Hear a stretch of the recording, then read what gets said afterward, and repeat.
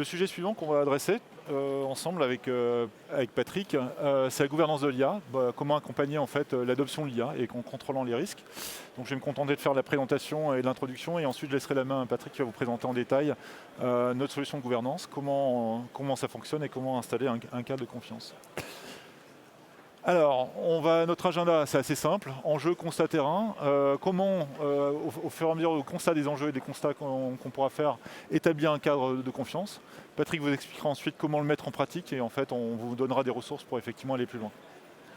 Alors, premier enjeu, et non des moindres, constat terrain. Et en fait, on voit qu'il y a beaucoup d'entreprises, on a tous envie, et c'est d'autant plus vrai, les enquêtes de Databricks, on en annoncera tout à l'heure, le montrent, c'est que tout le monde a envie véritablement de démocratiser, de s'approprier en fait l'IA, et c'est encore plus vrai avec le GenAI, que ce soit sur l'analytique, sur l'IA, donner aux métiers les moyens de créer de la valeur grâce à l'IA et réduire les coûts, augmenter les revenus, réduire les risques, c'est les cas d'usage qu'on voit le plus souvent. Si vous avez l'occasion d'aller sur l'espace produit, vous verrez qu'on a des petits jeux pour justement vous aider à identifier et qualifier vos cas d'usage. Mais en fait, en réalité, ce n'est pas si simple. On se rend compte au travers des données, ou des enquêtes qu'on peut faire et des rencontres qu'on peut avoir avec les clients que parfois ce parcours il est semé d'embûches. 15% des projets d'IA réussissent, ça peut être relativement faible. Beaucoup de produits d'IA sont fréquemment interrompus. Problématiques d'opérationnalisation, problématiques de contrôle, problématiques de supervision et de validation. Et parfois, ça prend de 3 à 6 mois de passer de la conception à la production. Alors même si ce chiffre s'améliore d'année en année, ça reste quand même un chiffre assez important dans une logique où on a la pression du métier pour directement délivrer davantage de valeur. Et avec l'IA générative, ça va faire que s'accélérer. Comment ça se réalise concrètement? Et ben en fait, qu'est-ce qu'on a envie de faire? C'est concrètement, si je reprends ces deux slides et j'essaie de le projeter dans une situation réelle, ben j'appelle ça le mythe de la croissance de l'analytique. Dans une logique où on va essayer de construire des data products qui répondent de la valeur pour répondre aux exigences de l'entreprise. Donc ça, c'est pour ce qu'on a envie de faire. On a envie de construire des data products, tout se passe bien, on va accroître l'efficacité opérationnelle, c'est parfait. Eh ben, on va essayer de rationaliser les coûts, d'aller chercher l'efficience et l'excellence opérationnelle. On va encore plus de data product et on va innover plus rapidement et finalement transformer l'expérience client et finalement on va générer de la valeur incrémentale. Bon, ça c'est un mythe. La réalité elle est un peu plus compliquée. Quand on regarde, elle est un peu plus brutale. Pourquoi? Parce qu'en fait, les entreprises ont du mal à accélérer la valeur de la data IA. Et une des raisons fondamentales, c'est que les organisations sont assez hétérogènes. Donc au lieu d'avoir une belle courbe, on a plutôt une courbe qui est un peu plus aplatie parce que c'est compliqué d'aller chercher l'adoption, c'est compliqué d'aller chercher la transformation. Et une des raisons majeures, c'est que les équipes, dès le départ, elles sont pluridisciplinaires, elles sont hétérogènes et elles ne partagent pas non plus les mêmes enjeux et les mêmes métiers. Et en plus ça grandit, plus les organisations sont complexes et plus elles sont silotées. Et ça, c'est un véritable problème qui, si on ne prend pas en compte dès le départ, en fait, on a du mal à appréhender la croissance des projets IA. Et ça, c'est un point qui peut paraître évident quand il est présenté ici, mais il y a beaucoup de personnes qui, de par leur profil technique, ont du mal ou n'arrivent pas à aller directement impliquer les métiers sur la génération de la croissance des projets. Des nouveaux rôles, des nouvelles compétences, des besoins urgents qui vont être encore plus urgents, des entités plus grandes et diversifiées, et au final qui vont se retrouver avec plusieurs bloqueurs, des bloqueurs de complexité, des bloqueurs de latence. La rapidité, c'est un point qui est assez important. J'ai envie d'avoir tout de suite et a besoin de comprendre pourquoi le langage est si universel. Dans ce cas-là, pourquoi je ne peux pas l'approprier aussi facilement. Et puis, un manque de visibilité globale qu'on voit de plus en plus croissant, de dire j'ai pas la visibilité sur ce qui se passe dans mon entreprise, j'ai du mal à l'attacher à la valeur qui est générée. Et puis, des problématiques de coûts. Avec le GenAI, les coûts, on l'a vu dans la présentation qu'a fait Elisa tout à l'heure, le cost control devient un élément capital quand vous discutez, vous parlez de généralisation et déploiement des LLM. Et puis au final, on va se retrouver avec moins de data product, des pressions des nouveaux projets qui vont ne faire qu'accroître en fait la diminution de la courbe d'adoption et donc créer de la dette technique supplémentaire. Et puis, le dernier mais non des moindres, le risque, parce que le risque réglementaire, il est important. Il peut être déjà existant même s'il n'y a pas de cadre réglementaire installé, mais il va ne faire que s'accroître puisque l'actualité réglementaire de ces 3 dernières semaines a bien montré que chacun des pays, chacun des gouvernants voulait directement s'imposer sur un cadre réglementaire avec plus ou moins de souplesse, plus ou moins de rigueur en fonction du pays dans lequel ça s'adresse, mais en tout cas c'est fait pour arriver. Donc il faut se préparer. Et se préparer pourquoi? Parce que quelque part, si la réalité elle peut être plus comme ça et les organisations qui ne sont pas préparées, ça pourrait être celle qui serait le petit bateau en bas. Alors j'ai passé mon week-end dans le Pas-de-Calais, donc d'où ce slide. Mais ça montre un peu qu'au-delà de la non-préparation des organisations et l'arrivée des contraintes réglementaires et de la lame des IA génératives, la perte de confiance, elle peut être rapide et se produire vraiment en quelques secondes.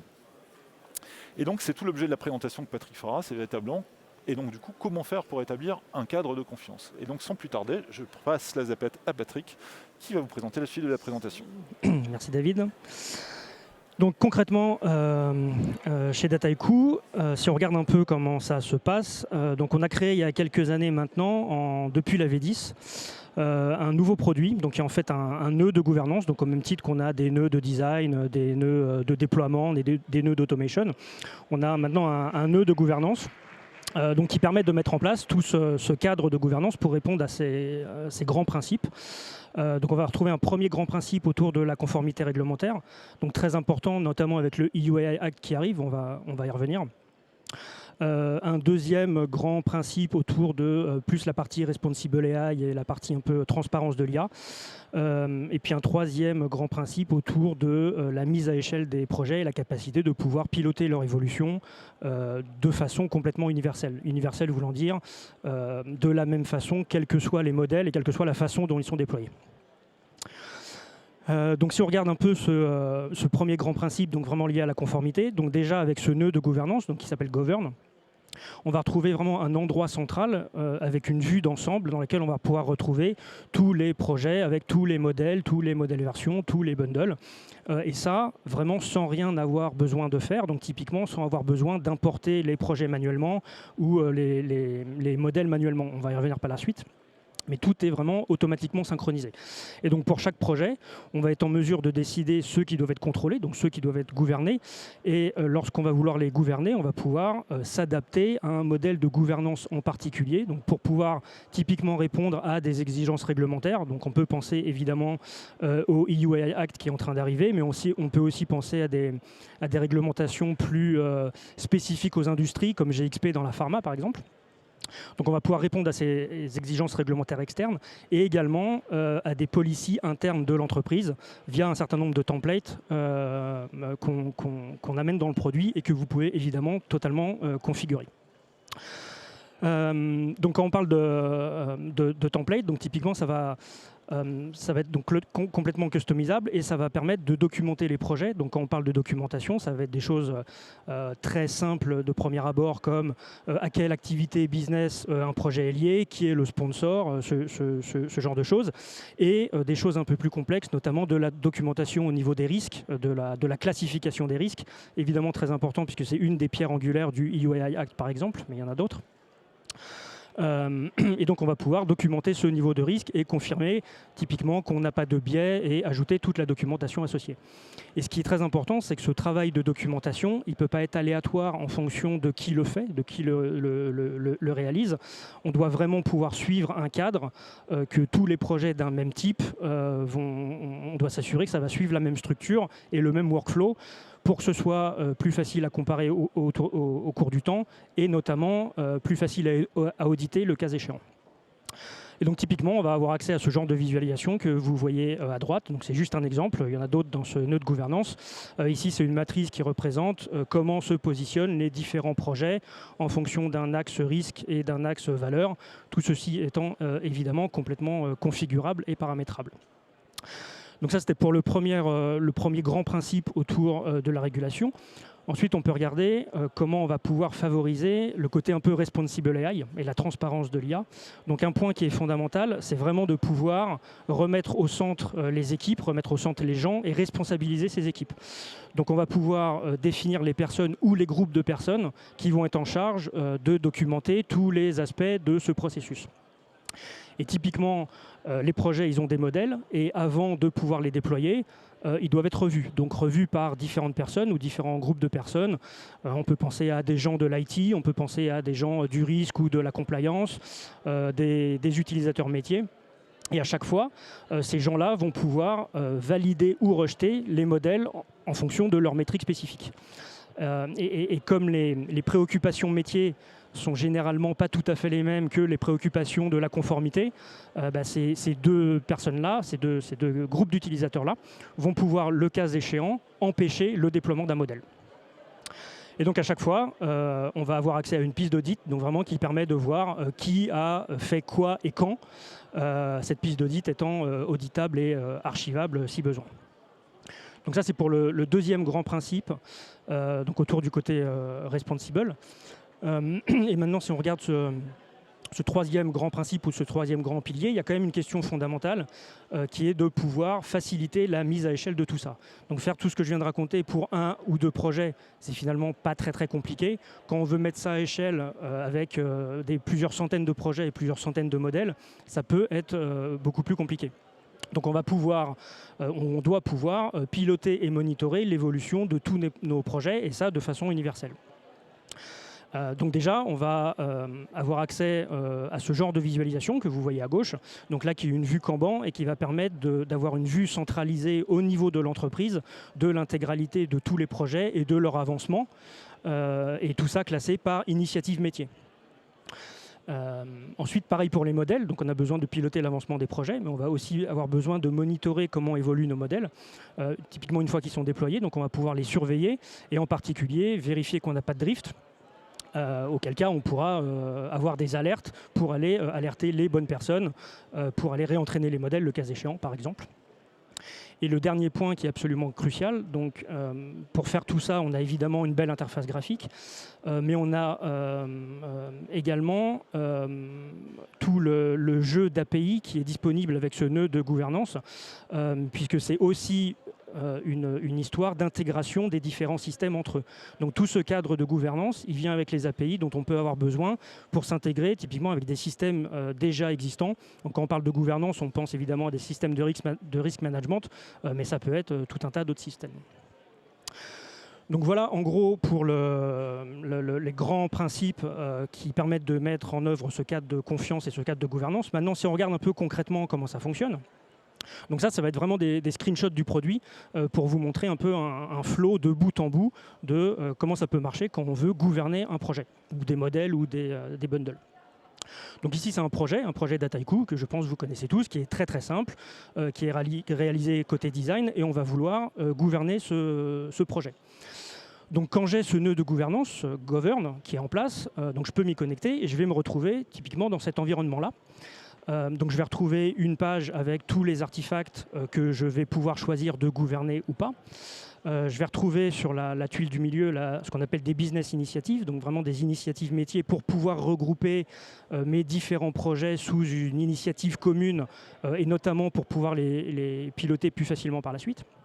Et puis j'arrive avec un modèle registry, un bundle registry où je vais pouvoir retrouver l'intégralité de tous mes modèles et tous mes bundles et avec toutes les métriques pour pouvoir suivre l'évolution de ces artefacts-là. Et donc à chaque fois qu'un nouveau projet est créé dans le nœud design, donc typiquement j'ai rien à faire, il va automatiquement apparaître dans Govern. Donc c'est vrai pour les modèles versions, les bundles, donc tous ces artefacts-là que je vais vouloir gouverner, ça va automatiquement apparaître dans Govern et je vais pouvoir choisir de gouverner ces artefacts ou pas. Et donc j'ai rien d'autre à faire, j'ai pas d'import manuel. Une fois qu'un projet est créé, il apparaît et je peux choisir de le gouverner en cliquant sur le petit bouton Govern. Et à ce moment-là, j'ai ce genre de page qui apparaît. Donc je vais pouvoir là vraiment choisir de gouverner mon projet et je vais pouvoir choisir avec quel template je vais gouverner mon projet. Et donc ce template, c'est typiquement, on peut voir ça comme une policy, c'est vraiment ce qui va définir le cadre de gouvernance, le cadre de confiance avec lequel je vais pouvoir gouverner mes projets, mes bundles et mes modèles versions, etc., etc. Donc là, ici, dans cet exemple, je choisis par exemple un template qui arrive par défaut, que vous pouvez évidemment customiser, qui s'appelle EUAI Readiness. Donc il y a un template qu'on a créé qui permet de gouverner des artefacts dans le cadre du EUAI Act. Donc je vais me retrouver avec ce genre d'écran. Là, je vois que j'ai un workflow à gauche, donc qui représente toutes les étapes par lesquelles mon projet va devoir passer. Donc là, on ne va pas regarder tout le détail, mais on commence par typiquement une classification du risque, très important dans un monde EUAI Act. Ensuite, on va demander une approbation explicite pour pouvoir lancer le développement du projet. On va pouvoir documenter tous les aspects de data gouvernance. On va pouvoir le déployer, etc. etc. Donc encore une fois, tout ceci est complètement configurable. On peut ajouter, supprimer des étapes du workflow. On peut ajouter, supprimer les étapes de documentation. Nous, on arrive avec un certain nombre de templates. Vous pouvez créer vos propres templates, typiquement pour répondre à des policies internes de l'entreprise également. Et donc une fois que j'ai choisi de gouverner mon projet, ici j'arrive avec un exemple de sign-off, donc un exemple vraiment d'approbation explicite pour pouvoir déployer un artefact en production. Donc ici c'est typiquement un modèle. Donc on a pu définir au préalable des utilisateurs ou des groupes d'utilisateurs qui vont être en charge de la validation de ces modèles-là. Donc typiquement, encore une fois, des gens de l'IT, des gens du risque, des utilisateurs métiers par exemple. Et donc ils vont pouvoir s'assurer que tout va bien. Par exemple, qu'on n'a pas de biais, qu'on est clean d'un point de vue responsible AI, ce genre de choses. Ils vont pouvoir laisser des commentaires si besoin et approuver ou non le déploiement des modèles en production.